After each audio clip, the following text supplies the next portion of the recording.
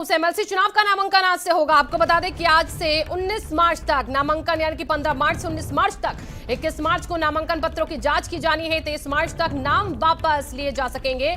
UP में 36 सीटों पर होना है एमएलसी का चुनाव और सभी सीटों पर 9 अप्रैल को मतदान होगा और इसी के साथ 12 अप्रैल को एमएलसी चुनाव की मतगणना भी होगी। इसी को लेकर देखिए नामांकन आज से शुरू हो रहे हैं। 19 मार्च तक नामांकन की प्रक्रिया चलेगी। 21 मार्च को नामांकन पत्रों की जांच होनी है।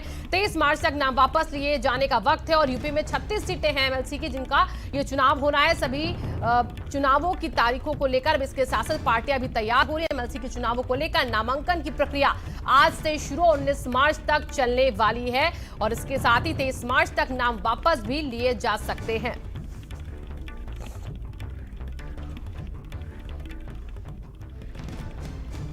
तो देखिए 12 अप्रैल को मतगणना होनी है। 9 अप्रैल को एमएलसी चुनावों को लेकर यहां पर चुनाव की प्रक्रिया होगी और उसके बाद रिजल्ट 12 अप्रैल को सामने होंगे। 36 सीटें हैं एमएलसी की जिस पर यह चुनाव होगा, जिसको लेकर नामांकन की प्रक्रिया आज यानी कि 15 मार्च से 19 मार्च तक चलने वाली है।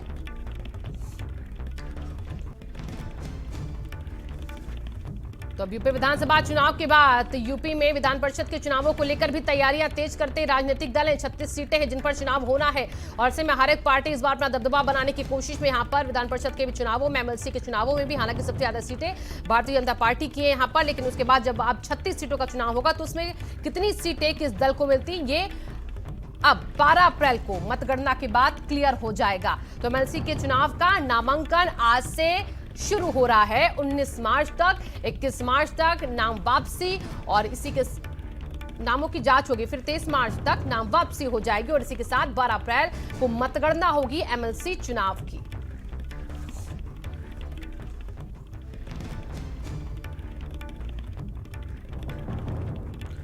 और अभिषेक हमारे सहयोगी जुड़ चुके हैं ज्यादा जानकारी के साथ। अभिषेक, नामांकन की प्रक्रिया आज से शुरू हो रही, किस तरीके के पूरा प्रोसेस रहेगा एमएलसी के चुनावों का, जरा बताइए।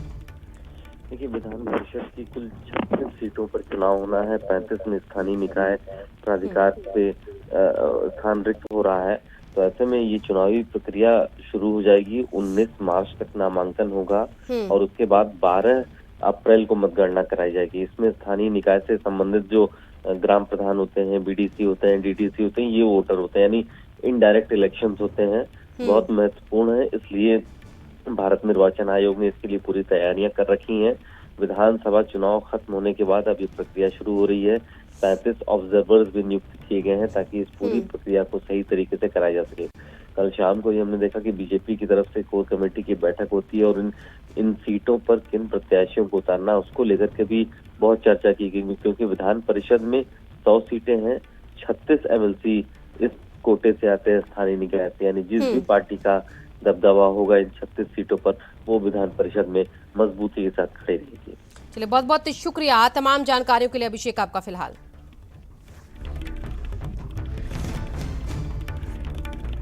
तो 36 सीटों का चुनाव काफी अहम है हर एक दल के लिए। यहां पर 36 सीटों को जीतने के लिए हर एक पार्टी की तैयारी है अपनी अपनी। तो 15 मार्च को बीजेपी